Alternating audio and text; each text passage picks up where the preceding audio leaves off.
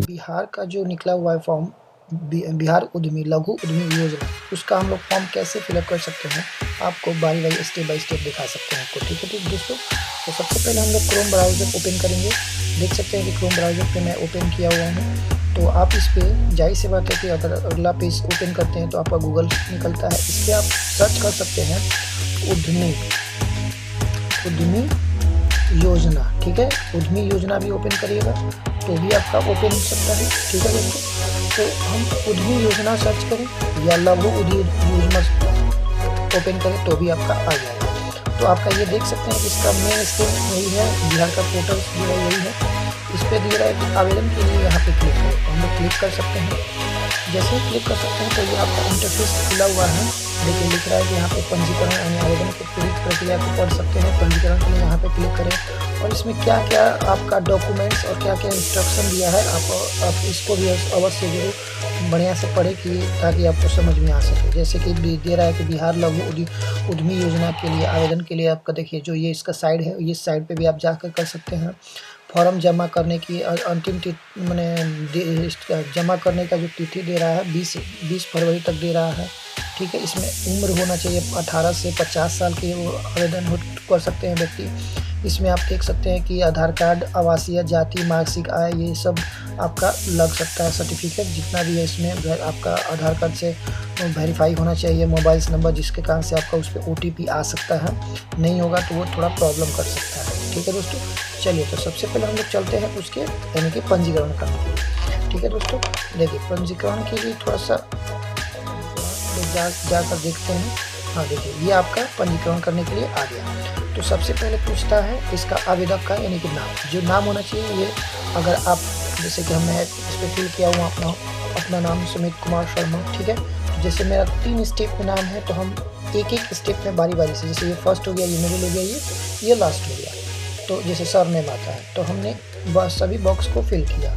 आप यहाँ पे जेंडर मतलब चेंज कर सकते हैं। जेंडर्स में देख सकते हैं कि क्या है, मेल है, अगर मेल भर रहा है तो मेल करेंगे। पुरुष अगर महिला के लिए भर जा रहा है तो महिला के लिए सिलेक्ट किया गया। डेट ऑफ बर्थ आपका फिल किया जाएगा। आगे देखा जाएगा तो आगे आपका जैसे ही आप डेट ऑफ बर्थ फिल करते हैं तो आपको शो कर सकता है कि आपका कितना उम्र हुआ। उसके बाद से आपका फादर्स नेम के लिए फादर्स नेम डालिए। ठीक है, आप उसके बाद से इसमें किस चीज़ के लिए रजिस्ट्रेशन कर रहे हैं, आप इसमें इतना सारा आपकी सूची दी हुई है। जो आपको सेलेक्ट करना है उस सेलेक्ट को आप कर सकते हैं, जो आपको करना हो। जैसे मसाला, आटा, सत्तू, नमकीन, पापड़, फलों की जूस की दुकान, लोहार, ये जितना भी है इसमें आप ये देख सकते जरूर आपको कर सकते हैं। ठीक है दोस्तों, तो ये आपका इसमें जैसे हमने इसमें सेलेक्ट किया है रेडीमेड्स के लिए। ठीक है, रेडीमेड्स वस्त्र के लिए। अगर आप विकलांग है, दिव्यांग है तो आप यस कर सकते हैं। यस करने के बाद से उसका फैकल्टी भी आप देख सकते हैं कि कितना पर 40% से एबव होना चाहिए। 40% क्या उससे एबव होना चाहिए। उसके बाद से उसका प्रकार चूज़ करना पड़ेगा कि आप किस चीज़ से दिव्यांग है, विकलांग है, तो उस चीज़ को सिलेक्ट करना पड़ेगा। बट मेरा इसमें ऑप्शन नहीं है इसलिए मैंने इसको नो किया हुआ था। ठीक है दोस्तों, चलिए आगे नो करते ही आपका वो सारा का सारा डिटेल्स चला जाएगा। तो देखिए अब यहाँ पे हम लोग क्या करेंगे, अपना जो आधार कार्ड से अंकित जो आपका एड्रेस है उस एड्रेस को हम लोग फिल करेंगे। जैसे आपका विलेज कौन सी जगह से बिलोंग करते हैं, डिस्ट्रिक्ट, उसके बाद से वो आपका डिस्ट्रिक्ट जो आता है यानी कि आपका जो विलेज आता है वो शहरी क्षेत्र में आता है या ग्रामीण क्षेत्र में आता है। ठीक है, उसके बाद से आपका ये जो ब्लॉक पूछेगा ब्लॉक डालना पड़ेगा, पंचायत पूछना पड़ेगा, पंचायत डालना पड़ेगा, और उसके बाद से आपका ये वार्ड नंबर डालना पड़ेगा। ठीक है दोस्तों, और उसके बाद से आपका आधार कार्ड का जो नंबर है उसको भी नंबर डालकर, मोबाइल नंबर डालकर वेरीफाई करना पड़ेगा। ठीक है, और आप किस जाति से बिलोंग करते हैं उस जाति को भी डालना पड़ेगा। इसमें मासिक वेतन जो दिया हुआ है, मासिक परिवार का वेतन जो है वो आपका इसमें डालना है। लेकिन इसमें बोला गया है कि 60,000 मिनिमम होना चाहिए।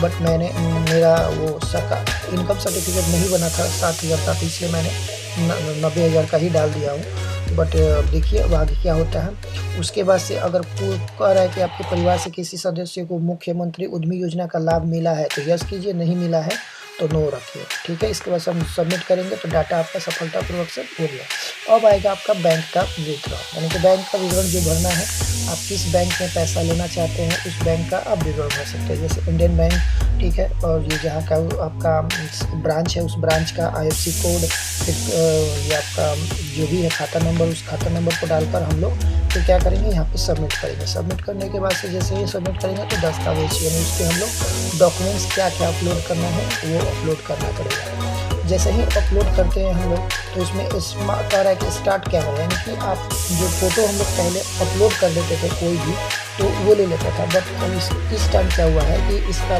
चेंजिंग किया गया है। चेंजिंग हुआ है तो इसमें डायरेक्ट लाइव फ़ोटो खींचा जा रहा है कि आप फॉर्म भर रहे हैं कि नहीं भर रहे हैं या दूसरे किसी से भरवा रहे हैं। इसलिए इसमें क्या है, डायरेक्ट आप इसमें ओपन कीजिएगा तो आपका कैमरा आएगा, आप वहाँ से इसको क्लिक करके सबमिट कर सकते हैं। देखते हैं जैसे ही सबमिट कीजिएगा तो ऐसा आपका सिंबल बन जाएगा, तो ऐसा बन जाएगा तो जाहिर सी बात है समझिएगा कि यानी वो आपका अपलोड हो गया, ठीक है।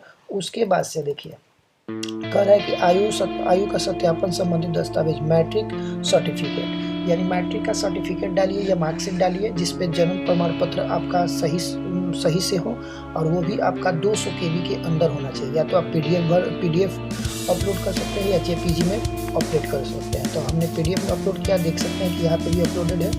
फिर जैसे यहाँ कह रहा है कि आधार कार्ड, इसका भी अधिकतम साइज दिया है 200 KB, तो 200 KB के अंदर ही आप इस चीज़ को फिल कर सकते हैं। जैसे ही करिएगा तो आपका ऐसा ही डाटाबेस दिखा देगा। जैसे हम आगे बढ़ते हैं तो उसमें कह रहा है कि आवास, यानी कि कहाँ पे आप निवास करते हैं, रेसिडेंशियल जो है वो भी आप इस चीज़ को फिल कर सबमिट अपलोड कीजिएगा तो आपका ऐसा सिंबल आ जाएगा। अगर ऐसा सिंबल नहीं आता है तो आप यहाँ पे आकर इसको एक बार रिफ्रेश कीजिएगा तो वो आपको दिखा देगा, ठीक है। क्योंकि वहाँ पे जैसे ही सबमिट कीजिएगा तो लिख देगा कि पुनः प्रयास करें, ठीक है। पुनः प्रयास करें, आप अपलोड करके फिर एक बार यहाँ पर जाके इसको रिफ्रेश कर दीजिएगा। चलिए आगे आते हैं, वही जो आपका इनकम सर्टिफिकेट है, कह रहा है कि अंचल द्वारा निर्गत, ठीक है। ये भी आपको 200 KB के अंदर ही अपलोड करना है। तो 200 KB के अंदर जैसे अपलोड करेंगे तो अपलोड करने के बाद से आपका क्या होगा, जैसे फिर इसमें सिंबल बन जाएगा, ठीक है। आप इस पर देख भी सकते हैं, जैसे देखिए मैं ओपन किया तो देखिए मेरा दिखा रहा है इसे, यही ऐसा ही यानी कि आपका उसमें रहेगा, अपलोडेड रहेगा, समझ में आ जाएगा। चलिए आगे हम लोग देखते हैं बैंक का स्टेटमेंट या चेकबुक या पासबुक का जो भी है। आप अगर चेकबुक है तो आप एक कैंसिलेशन चेकबुक करके मैंने एक चेकबुक पे जो है कैंसिलेशन लिख के उसका स्कैन कीजिए, स्कैन करके PDF बनाइए, 200 KB के अंदर अपलोड कर सकते हैं। या आपका बैंक का जो भी स्टेटमेंट है उस स्टेटमेंट को आप फोटो खींचिए, PDF बनाइए, PDF बनाकर 200 KB के अंदर में इसको अपलोड कर सकते हैं, ठीक है दोस्तों। जो आप पासबुक दिए, पासबुक नंबर जो अपलोड किए होंगे उसी का। चलिए अगला कहता है कि हस्ताक्षर, यानी कि जो आपका सिग्नेचर है उस सिग्नेचर को भी अपलोड कीजिएगा। अपलोड करने के बाद से अपडेट कर दीजिएगा, आपका यहाँ पे हो जाएगा। फिर कह रहा है कि जाति, यानी कि आप किस जाति से जो भी डाले थे उसमें क्या करना पड़ेगा, उस जाति का हम लोग को PDF में या JPG में फॉर्म में 200 KB के अंदर ही सबमिट करना पड़ेगा। तो सबमिट करने के बाद अपलोड करने के बाद से आपका हो जाएगा, सिंबल ऐसा निकलेगा। अब कह रहा है कि सबमिट करने से पहले आवेदन की जाँच कर ले, यानी कि जो भी आपको जाँच करना है तो आप बारी बारी से सभी चीज़ को आप पढ़ सकते हैं। तो पढ़ने के लिए कैसे आएंगे, तो सबसे पहले व्यक्तिगत यानी कि व्यक्तिगत जानकारी क्लिक करेंगे तो ये सर्च लेगा, और आप यहाँ से अपना नाम, जेंडर, डेट ऑफ बर्थ, उसके बाद से फादर्स नेम, उसके बाद से आपका प्रोजेक्ट का नाम, अगर डिसेबिलिटी भी है तो डिसेबिलिटी आपका, फिर ये आधार कार्ड पर यानी कि पूरा पता जो भी आपका है उस पता को, एड्रेस को लिखिए।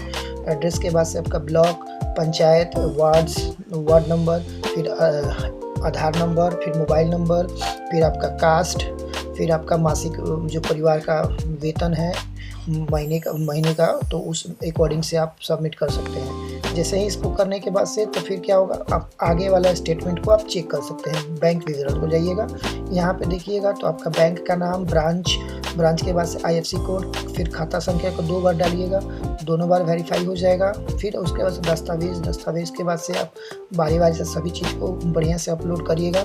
जो जैसे ही आप स्टार्टिंग करते हैं तो आपको यही पंजीकरण संख्या मिल जाता है, यही आपका पंजीकरण संख्या है। तो ये सारा हो जाने के बाद से अब तब आप फाइनल सबमिट कर सकते हैं आसानी पूर्वक से। तो जैसे ही फाइनल सबमिट कीजिएगा फिर एक बार तो हो जाएगा। उसके बाद देखिए यहाँ पे कह रहा है कि एक आखिरी बार विवरण जांच करने के लिए क्लिक करें, हो गया, ये आप यहाँ से प्रिंट कर सकते हैं। प्रिंट करने के बाद से ये आपका सेव